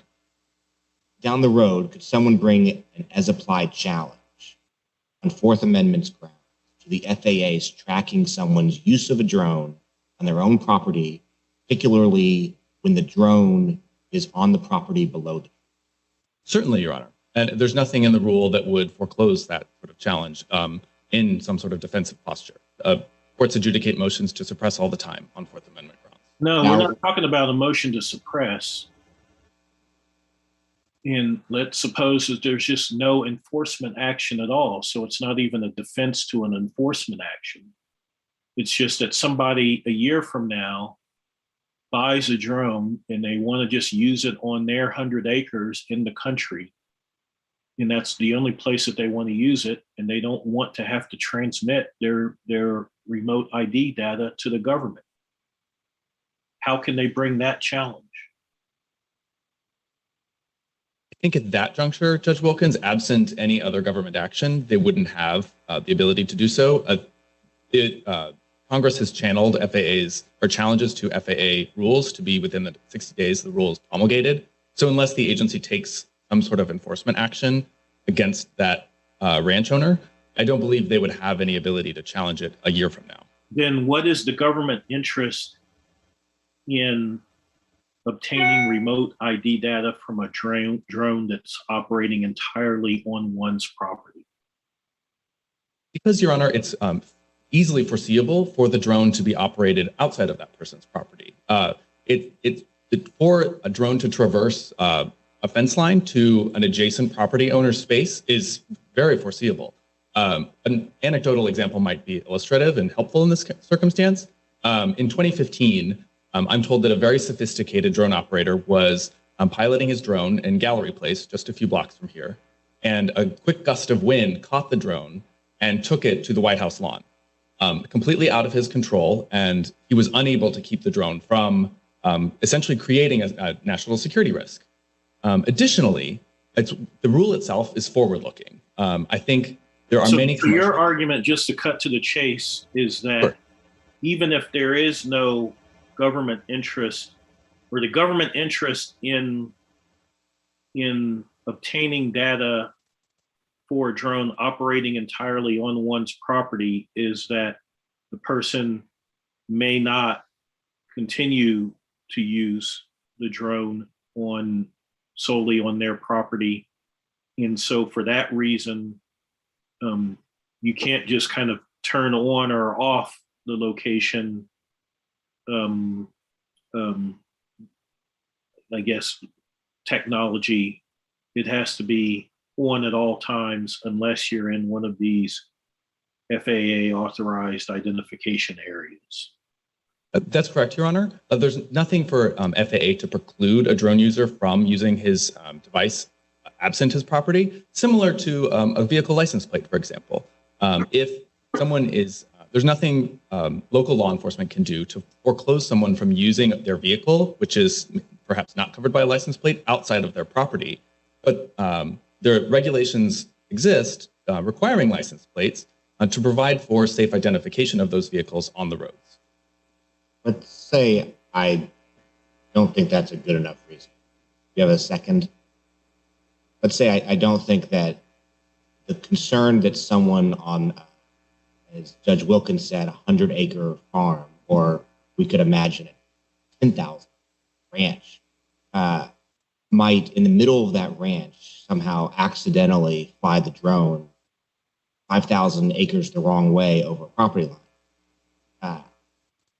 Imagine, I think that concern is not a good enough reason to regulate what someone does on his own property. Do you have another reason? Sure. What I was getting to previously, Your Honor, is that the rule itself is forward-looking in the sense that FAA and Congress foresee a rapid proliferation of drone use. I think we've all seen models of Amazon drones, for example, delivering packages to our doorsteps, or drones of other sorts being a greater portion of just our public life. And in this way, when drones enter a person's property, the FAA is aware of where the drone is if it poses a safety or security risk. Very similar to traffic management for planes in the sky, for example, FAA is able to identify and avoid collision between planes. Similarly for drones, even if one particular ranch operator, say in the middle of Oklahoma, is using his own drone, that's not to say there might be another drone that would foreseeably collide with that drone, but it would be impossible to know that there was other. What if I'm talking about on your property below your tree? Even so, say there was still another drone that was coming into that space for one reason or another. Would that other drone be trespassing? That would be a separate question to bring an action against the other drone user. A little bit extreme to say you can regulate what someone does with their drone on their own private property, because what they do on their property might interfere with what a trespasser does. That may be the case, Your Honor, but I will return to my prior point that there's no way for FAA to foreclose any drone user from exiting their property with the device. And that's really— Well, they could make the regulatory requirement that anybody who's not below the tree line on their own property needs to have this. And then if you're out and you don't have it, then you're not in compliance. I mean, there's lots of ways that this could have been written more narrowly. I recognize that isn't the rule we have, and this isn't actually the nature of the challenge even that we have before us, but we're just probing the interest of the FAA behind this particular rule. And it does seem difficult in some fact situations to correlate the interest that you've stated and that we see in the administrative record with some of the applications. So I will direct the court to pages 4415 to 16 and page 4437 of the text of the final rule itself, in which the FAA addressed possible proliferation of so-called FAA-recognized identification areas, which Judge Wilkins previously noted. And in that circumstance, specifically considered whether there should be effectively exempt areas, as you've questioned, Judge Walker, in everyone's backyard. But allowing such an exemption would completely undermine the rule's effectiveness. Consider, for example, a series of backyards that are adjacent to one another. If all of those backyards are exempt from the rule, then there would be effectively blind spots for the FAA. And maybe it's unfair to expect the regulation to be tailored this narrowly. But I'm imagining, there's a TV show Yellowstone, and they own a ranch that's, it's the size of Rhode Island. Mm-hmm. None of the concerns you're talking about would apply there. That might be true, but there's no way for FAA to tailor the regulatory approach here to be so specific in that way. And so rather than tailor it, I think you'd have to make an argument that they don't have to. And I'm open to that. I think I understand, but and it's not to say that someone of the sort that you're identifying might still be able to request an exemption from the agency. And if that exemption were denied, there could be subsequent administrative proceedings contesting that denial, or some proceeding in which the FAA cites someone for failure to comply with the rule, and they challenge it on precisely that basis. This rule does not foreclose the possibility of someone being granted a sort of safe fly zone, no reporting space on their own property? I don't want to overstate the possible exemptions from the rule. My understanding is that it provides for exemptions in these FAA recognized identification areas, primarily for community-based or educational institutions. But I'm not sure that. I thought the rule said that those things cannot be applied.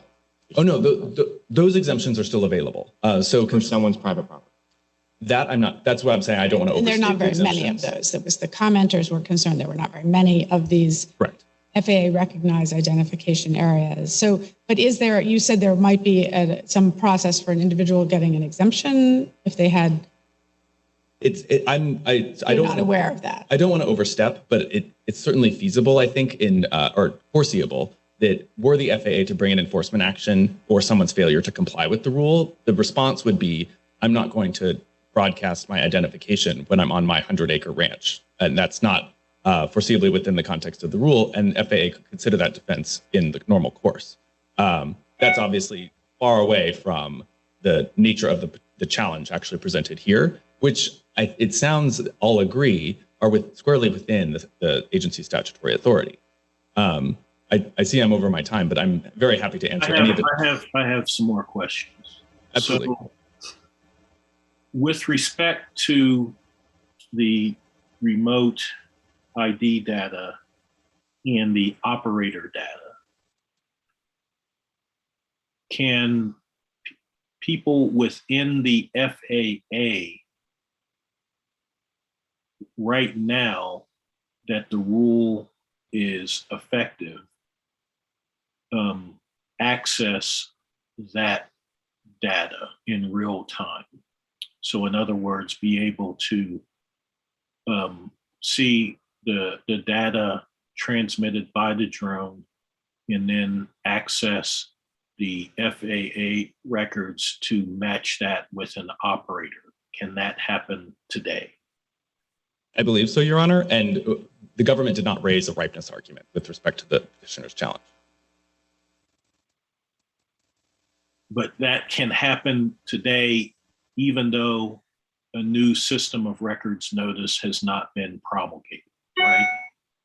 That's correct. The new system of records notice is for other law enforcement agencies to be able to have that capability. FAA can do that now. That is, pair the serial number or session identification number of a particular drone with the personal information attached to that device. That's the way I read the kind of oblique language at pages 11 and 12, and I think it's 36 of your brief, because it didn't seem like you wanted to say that out loud explicitly. So I'm glad that we now have that clear.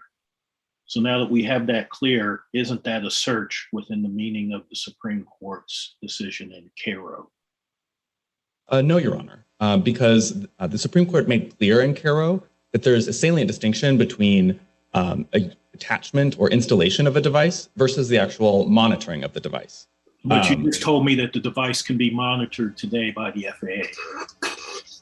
But there's not evidence that the monitoring has actually taken place. Indeed, the Supreme Court's decision in Jones underscores that distinction.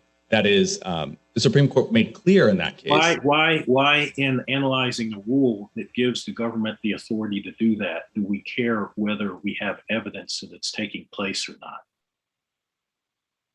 I think that's because the actual monitoring is maybe what would constitute the search, Your Honor. Indeed, but the rule authorizes the monitoring to take place. So to construe the constitutionality of the rule, don't we have to assume that the authority that is granted the government by the rule is being exercised by the government? I think the court would assess the constitutionality of the enforcement of that rule in the normal course. In Kansas v. Glover, for example, the Supreme Court passed upon the evaluation of whether it was a search to query a license plate database and concluded that it was not. But it did not press upon the threshold question, or there was a separate threshold question of requiring license plates and establishing the license plate database in the first place. And so those are two separate You're telling me that a rule that authorizes the FAA in real time to monitor drone use of citizens in their backyards and exclusively on their property, that we shouldn't consider whether that is a search within the meaning of the Fourth Amendment because we don't have any evidence that that is actually occurring now, even though it's authorized to happen by the rule? For one, yes, that's correct. Second, Your Honor, the First, Fourth, Sixth, Seventh, and 10th Circuits have all held that pervasive and long-term video surveillance of a home does not constitute a search. Indeed, the Seventh Circuit in Tuggle explained that 18 months of surveillance in which 3 separate poll cameras were directed at a home did not constitute a search under the Fourth Amendment. This is a much less invasive form of data collection. And indeed, my understanding, based on my conversations with the agency, is it's not as if there are individuals. If the Supreme Court held in Cairo that it was a search once the government monitored the data from the beeper that was installed in the can, then why isn't this a search? Well, in Cairo, of course, Your Honor, the actual case involved an enforcement action taken against Mr. Cairo. And so enforcement doesn't make it a search or not. We don't care. Teachers who search a backpack at school, that's still a search within the Fourth Amendment, even if law enforcement isn't involved. The search is a search. So if you're sufficiently skeptical on this score, we urge the court to recognize that a special needs exception applies here, such that a warrant would not be required if you conclude that it is a search.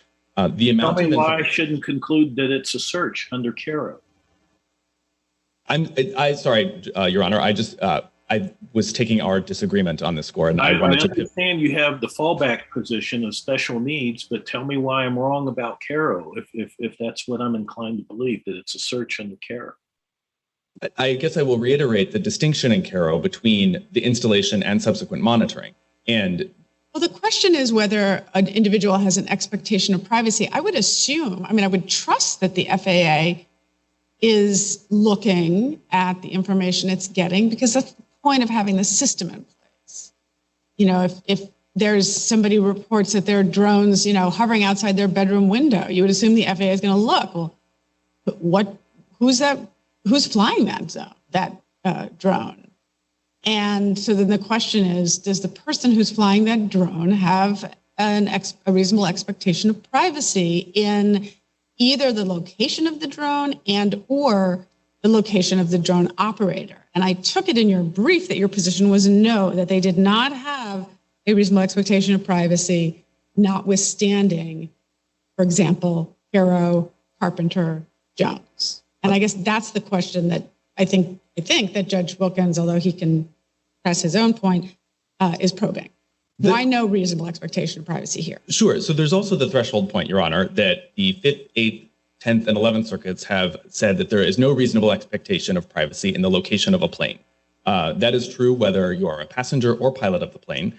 And they're talking about at least special aviation and commercial aircraft. That's something you can see from thousands of feet away, not a drone.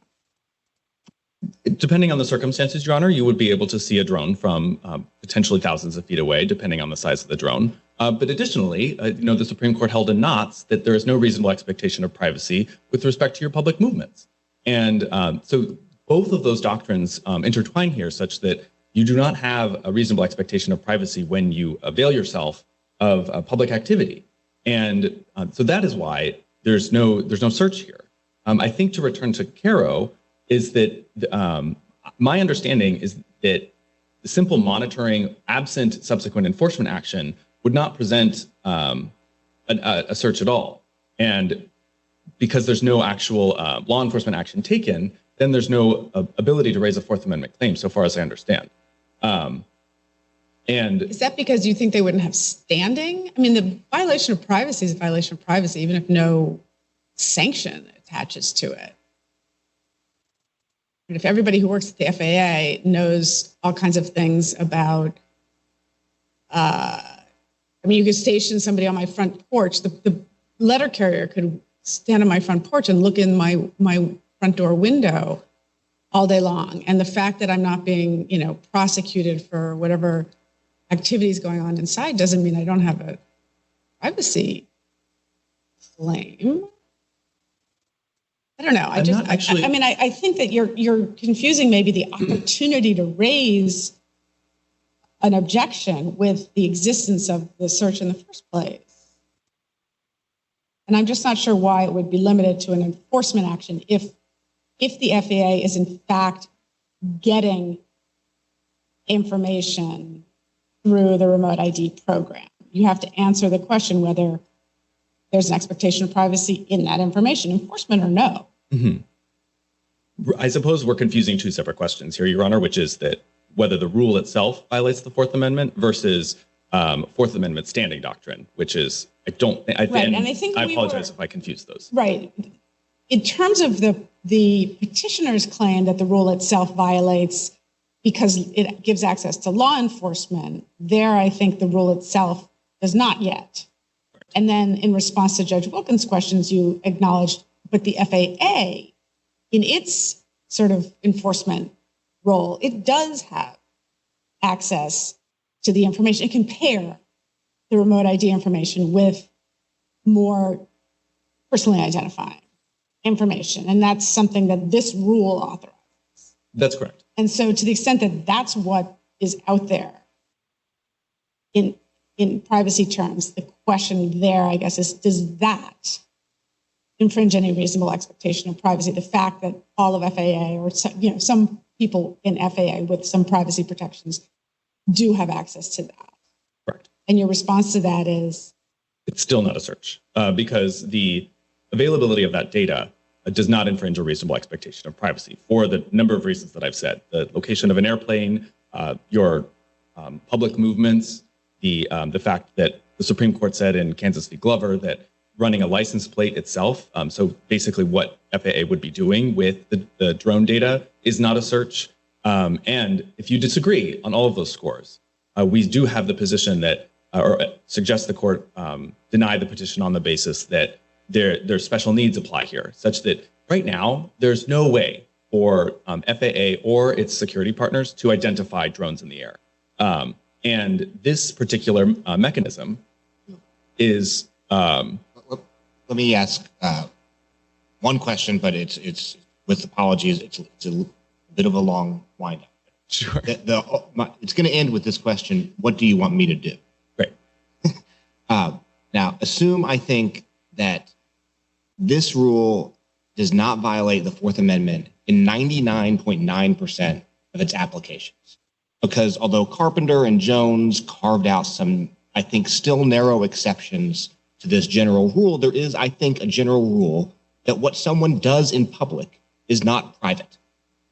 And most of the time, I suspect, when people fly drones, it's in public. Now, even for the sake of this, say that above your own tree line will count as in public. But there are going to be times where someone might not even leave the walls of their house, and they're flying a drone on their own property below the tree line. And that drone and that person cannot be seen by anyone unless someone were to trespass on their property. In that instance, I think your rule is unconstitutional. Mm-hmm. What do you want me to write in an opinion if I get to write this? Sure. For one, I will contest that I don't want to fight the hypothetical. I know. But I will say just for purposes of clarity with respect to the rule scope, in all circumstances, it contemplates that operators will be within the line of sight of a drone. And so it's hard to imagine that you would be within the walls of your house and operating the drone outside. And so even if you're at the window and we'll take them outside the house. I still think sure. Yes, absolutely. I just wanted to clarify for purposes of the court's understanding.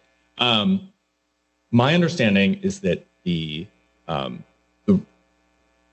rulemaking would have to be done again because the technical specifications associated with identifying very specific places in which the rule would not apply are things that would require substantial reworking of the rule itself. That's my understanding. Would it? Or is it not that this is in effect a challenge to the rule's legitimacy, and you're saying that's an application that might be invalid.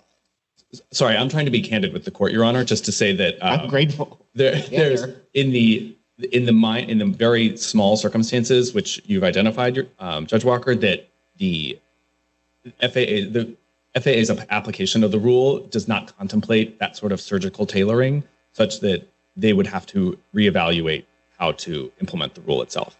That is my understanding based on my discussions with agency counsel. Is the data, location data, is it stored? No, Your Honor. And that's where I have another response to Judge Walker's question with respect to Carpenter and Jones, is that the data here is different in kind and different in degree. Because the remote ID rule only requires drones broadcast their information while they're operated, there's a very limited universe of information implicated here. So it's different in degree because people use their drones much less frequently than, say, their cell phones. That's a slightly different question. If you use it, if I used it 2 weeks ago, does FAA have the ability to go back through its database and say, oh, on that Wednesday afternoon, 2 weeks ago, Judge Pillard was operating her drone at Fort Reno? No, Your Honor, and that's why it's different in kind. Okay. It's because FAA does not store the data, and indeed, so far as I understand, have not contemplated the ability to store that data. They have All right. neither. Other questions? Thank you. Judge Wilkins? Yes. I'm trying to understand your response to the, I guess, arbitrary and capricious or rulemaking challenge regarding statutory authority. So the rule cites two different statutes as, I guess, providing the authority for, and you referred to this when you opened. Yes, I believe it's 40103B1 and B2. And that statute talks about navigable airspace, right? Yes. And is there a definition of navigable airspace that you can point us to? Yes, Your Honor. It's 49 USC 40102A subsection 32. Okay, that's what I thought you would point us to. And it says airspace above the minimum altitudes of flight prescribed by regulations under this subpart and subpart 3 of this part, including airspace needed to ensure safety in the takeoff and landing of aircraft. So where are the regulations that define minimum altitudes for drones? I believe it's cited in petitioner's reply brief. I'm sorry, I don't have that immediately available. I believe it's 49 CFR 119, but I'm not positive. But that does not, the court need not address that issue here. I will return to I think the question on the— I want you to answer my question though. I take your point that you think that we don't need to answer it, but assume that I think that I do need to answer it. So how do I know what navigable airspace is? Is there a regulation that says that navigable airspace goes all the way down to the ground in someone's backyard? It certainly could foreseeably include that, Your Honor. That's, for example, how FAA regulates language about a flight attendant saying that you need to wear your seatbelts and put up your tray tables while you're on the ground in a plane. And similarly here, drones could foreseeably interfere with aircraft operations on the ground. I thought there was a reg defining navigable airspace as 500 feet up. Am I misremembering? No, you're not misremembering, Your Honor. I just didn't have it available. But then I don't want to speak for Judge Wilkins, but his question made me think, if the reg says navigable airspace is 500 feet up, and if Congress has authorized the FAA to regulate in the navigable airspace, where's the FAA getting the authority to regulate 500 feet down? In two places, Your Honor. First, its authority to regulate air commerce, which is 40102A3, which is a separate substantive question than the navigable airspace, but also because the statutory language for navigable airspace includes, quote, airspace necessary to ensure security in takeoff and landing of aircraft. Isn't there also a concern of much lower altitudes with drones that if a drone, for example, would run out of power and it would just drop? If it's 50 feet up and it drops onto a pedestrian's head or an expensive vehicle, it could cause a lot of harm. Absolutely, Your Honor. So the 500 feet, I don't understand this rule to be constrained by that. That's correct. Other questions? No, not for me. All right. Thank you, Mr. Ross.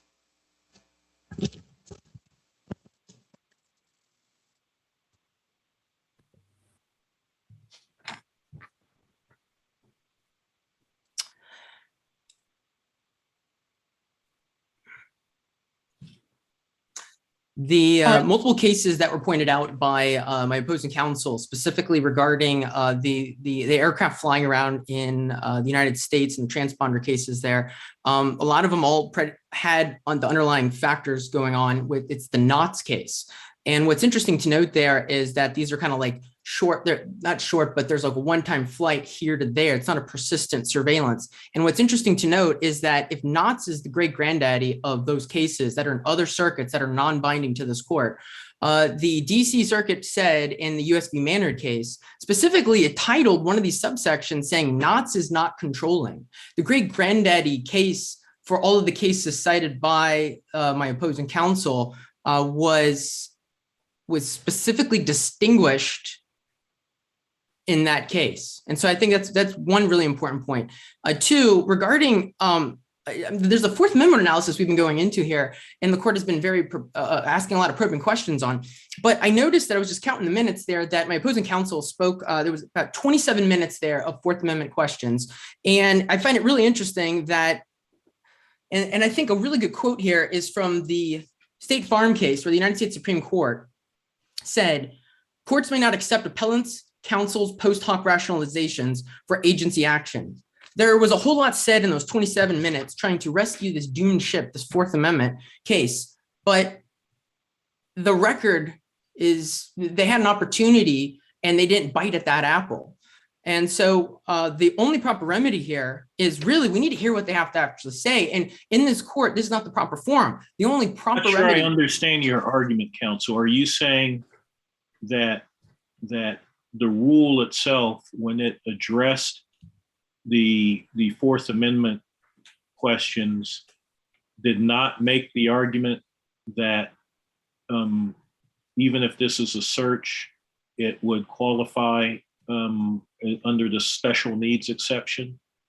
The special needs exception was never discussed. I see my time's up, Your Honor, but I would love to get more into this. The special needs exception was never discussed in the final rule. Okay, so that's what I'm trying to understand. You're saying that if it can only be justified by the special needs exception, that justification was not articulated during the rulemaking.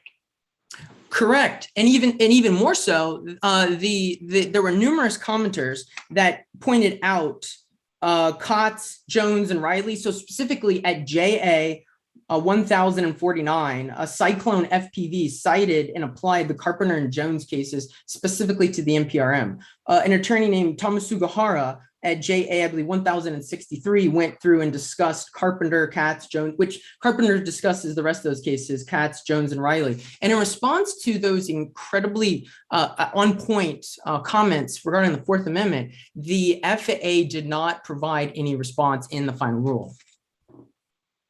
All right, thank you. I don't have any further questions.